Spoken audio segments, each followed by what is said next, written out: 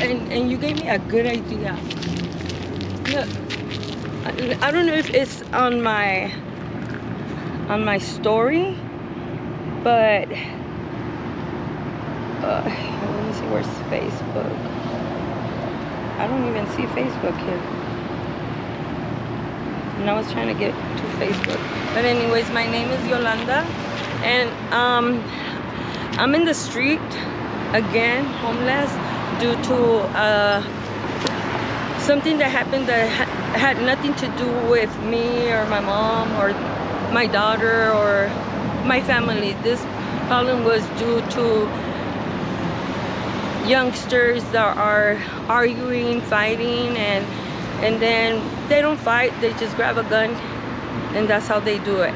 But the thing is that due to that I don't have nothing to do with it. Now I find myself in the street. My mom had rent me a trailer in the back of her house. I paid her rent, and luckily on Wednesday night, I paid her rent Tuesday when I got paid. On Wednesday morning, she tells me that she's leaving because it's too much for her. She's old and she doesn't want to be around where there's a lot of drama. So, and because we don't want to lose her, because, you know, like I said, nowadays is no fighting, it's only guns. So my mom was living at her home for 10 years. She had to just go from one day to another, and I understand her. I love my mom, so I'm not mad at her that I ended up again in the streets. Why? Because I don't have nowhere to go, and I had a job but I lost it. And the problem is that yesterday, Thursday I was organizing everything for a yard sale to get ready for Friday, so we could get some money for my funeral that they on Tuesday. They my nephew, he was walking, going to his house, coming from his job, and the enemy took him, you know. But the problem really was with his brother. And now on Thursday night, I'm getting ready to have a yard sale for Friday, and then my mom tells me pick up, because Thursday night my mom tells me pick up everything. We're not gonna have no yard sale because they shot at my brother-in-law's company. He was getting out of work. Was that here in San Bernardino? Yes, that was here in San Bernardino. He was being followed by those guys, I guess, and they knew where he was at. I feel like I get followed too, and I don't have nothing to do with it. So my mom didn't have nothing to do with it, but like he used to live there, it's like the house is burned, you know. So the youngsters don't think about nothing. They just think about, you know, getting back at people. And those are my nephews. Well, now he's resting in peace. So, you know, I wasn't able to do no yard sale because my mom was fearing that they will come home to her house and, you know, blast.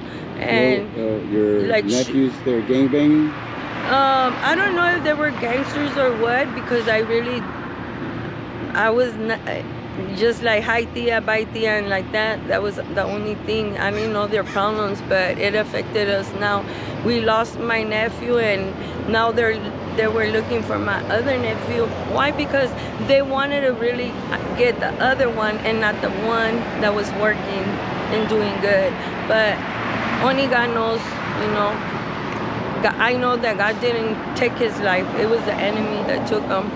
And I was trying to help and everything, and my mom was too, but my mom didn't want to stay there no more, because if they went to go shoot to my brother-in-law's company where he works, my mom doesn't want and be there and wait for another to happen, you know, us that we didn't have nothing to do. So right now kind of lost my job. Yes, I did, because I can't have a job and be in the street because I can't sleep. Where were you working at? I was working at AM/PM in on Pepper and Rialto, and I had to call my boss and tell him that I'm sorry, I can't go to work no more because it's hard for me to go work and not be able to sleep. I haven't been sleeping good all this ever since they killed my nephew on Tuesday, and I was still going to work, but it was so hard because my mom told me, you gotta get your stuff and you gotta rent a place, a storage where you can take. So why'd she make you leave though? I asked her if I could take over on her apartment that I told her. Because she was leaving. Yeah, Where'd she go to? She left, I don't know, she just left. She didn't even tell me, but she just told me be careful, you know? But now I'm looking, well, now how can I look for a house if I don't have a job? How old are you? I'm 52 years old. Do you have any like kids? Yeah, but they're married already, you know. How many kids do you have? I have 6 kids. 6 kids? Yeah, but they're grown. They're all grown up? Yeah, And they I'm know done. that you're out here on the street? No, they don't know that I'm in the street. They know that I was over here, you know, that I was going to be staying with my mom, and I had a job, so they were so happy for me, you know. Why don't you tell them that you're out here? Will they help you, or? Yeah, they will help me, but you know what? Luckily, my daughter has to move out too, because yesterday they went to her house, left her a note threatening to. They went to my nephew's house, they're threatening to. Well, really, you know, I don't know the guys, I don't know the people, I don't know nobody, but I guess, you know, if they don't find the right person, they're gonna get whoever they think is gonna hurt them. You understand me? So we don't got nothing to do. My mom didn't, so she had to go, not homeless because she went with one of her daughters. I don't know who, you know, but me, I'm still young, you know, but right now my problem is that I gotta look for a room. I went to my daughter's house and I was going over there for support. Okay. But yesterday she called me because yesterday I went to go see if I could, you know, make some money to help myself and to try to help my sister too, because she wasn't ready for her, you know, for this to happen. I said at least I could buy her some flowers or something for her son's funeral, you know. But my daughter said, Mom, well, you could come over here, but I'm already gonna start looking for a house because I have 2 little kids. One is 1 and the other one is 2, and she can't be there, you know, and wait for them when she doesn't even have nothing to do with it. This is something, I don't know, it's so crazy, you know. They threaten my other family member. They're mad, you know, they're mad at each other, battling, but this was their problem, but they brought it to the house. Really? And how? Because they follow. So now they know where everybody's at. So right now I'm just trying to think and see, relax, and just try to find a place. I need a room to stay because I have a job, you know. That's all I need. So you're still working at AM/PM? I told my boss that I wasn't gonna be able to go right now until I find me a house, a little room to rent or a little house, you know, because I could afford to pay. If I'm working, I could afford to pay rent. So right now, then, what are you doing to get money? Like, what are you? Well, right now, I'm just, my car is right there. That's my car right there, and that's my camper. Right now, I'm gonna clean my car and try to go places and look for a room to rent, you know. But yeah. So you're not making any money right now? Right now, I don't got no money right now. I don't have nothing. So how do you get food? Well, I was working, but it was something, I went to Walmart and I bought like stuff, and then I wasn't gonna need the stuff. It was like $240 something. I got my receipt. I went to Walmart and I was discriminated. Plus, they stole from me.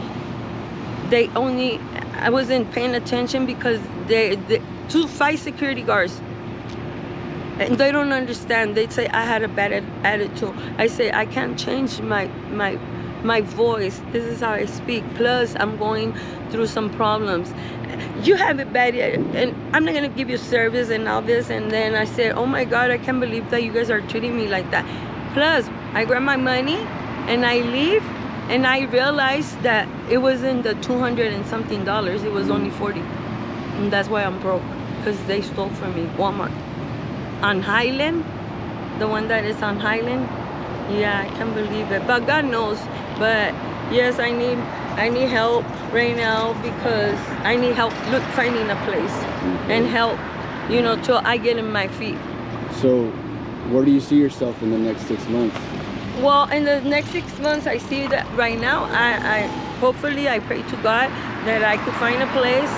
I could go back to my job, and if not, I could get another job and work and go on. Okay. Yeah. And so if your family is to see this, is there anything that you want to say to them? Oh, that I'm sorry that I'm on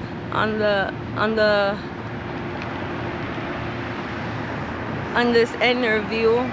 It's just that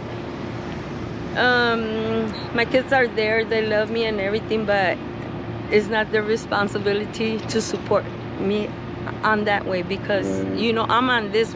I know I'm not gonna really struggle a lot, because I know the key is to go look for a job. But first of all, I have to find a place where I could sleep, eat, so I could have that, Yeah. And I don't have it right now. I need a room, and then once I have a room, look at my face. I haven't been sleeping, and how can I go to work like that? I can't, because I can't concentrate.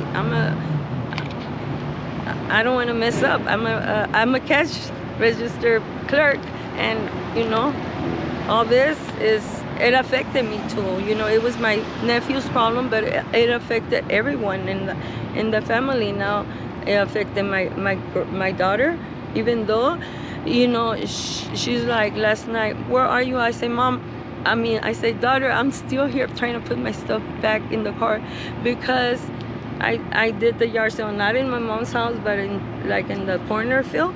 I was doing the yard sale there, and then my daughter gets threatened. They left her a note in the door, so she's worried. Mom, get out of there. You need to leave, because I don't want you to get for something that we don't have nothing to do with it. But yeah. How old was your nephew? 18. 18 years old. Yeah, he used to work at Pollo Loco, and I guess his brother is the one that had problems with whoever did that to him, took his life. So now, it's a mess. It's a mess, because it was the brother-in-law. Yeah, so sadly, their problem became our problem, and so now I see myself homeless. So that's all. But there's a God, so He knows what I'm doing. I know that I'm not doing nothing bad, but like I said, the people at Walmart doesn't even know my problem, what I'm going through. So I go to their store, they look at me, oh, she's a homeless, and this is how I get treated. Plus they didn't give me all my money I had my receipt, and they treated me like they really treat homeless. I work as a cash register, and I don't treat nobody different. I treat all my people, all my customers good, even though I have people saying, oh my God, you have a good attitude, good vibe. I say, don't tell me nothing, just put it on Yelp, and that's how they're gonna know. My boss said, how you working? You like it? Yes, I like it. How I'm working, how I'm doing. Look at the cameras and you're gonna see. And so, do you have any, for people that are watching this and might want to help you, do you have any contact information, any email or social media? Well, I have a phone number right now. My number is 909-520. That's the only way if anybody wants to support me. So they could just call me right now. I do have, but I don't have time to like concentrate on looking at the phone because I really can't see. I lost my glasses, so now I need money to buy glasses again. I'm driving with God's eyes too, so I got all eyes on me, you know. I got my God that helps me see. But yeah, I need support for that too, so I could get, you know, back on the same page where I was at. And thank you, everybody. I appreciate any help, any support, so I could get back in my feet, like, you know. Thank you. Thank you. Thank you for talking to me. I appreciate your time. Okay. I hope you get better. Okay, thank you guys. Bye.